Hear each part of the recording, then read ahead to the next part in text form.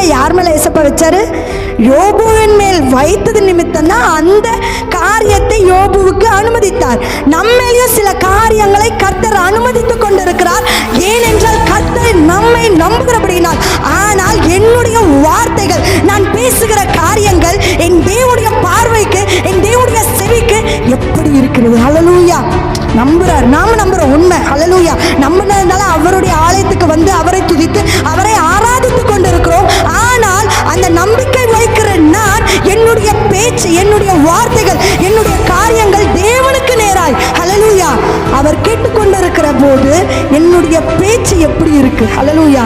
அது அவர்களுக்கு தான் தெரியும். யோபுவை போல பேசல அப்படின்னு யார் சொல்ற? மனுஷன் சொல்லல, கர்த்தர் அந்த இடத்துல சாட்சி கொடுக்கிறார். ஹல்லேலூயா.